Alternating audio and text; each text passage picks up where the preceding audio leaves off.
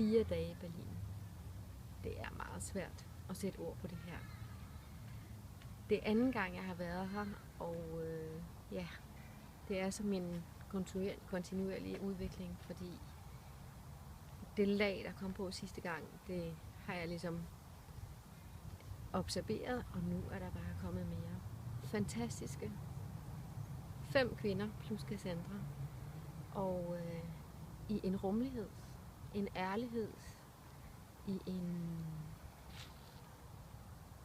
tilstand, der altid er plads til. Nogle gange kan den være udfordrende, men lige så spændende at komme igennem. Det er fuldstændig fantastisk at opleve hinanden. Det er fantastisk at blive set. Blive set af nogle mennesker, som kan se nogle ting i mig. Og blive tillært igen at finde inspiration hos andre mennesker. Selv i de steder, hvor man måske kunne se udfordringer i det. Og ja, en kæmpe rørthed. En kæmpe rørthed over den udvikling, der sker. Det er spændende. Det er noget, der gælder for alle.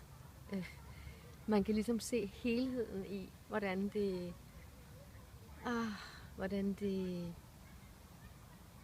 som rører mig, rør inden i en anden.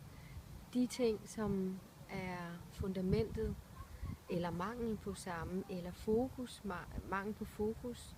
Altså, det er nogle ganske enkle ting, som vi bruger tid på, men som er et eller andet sted blevet fremmed for os.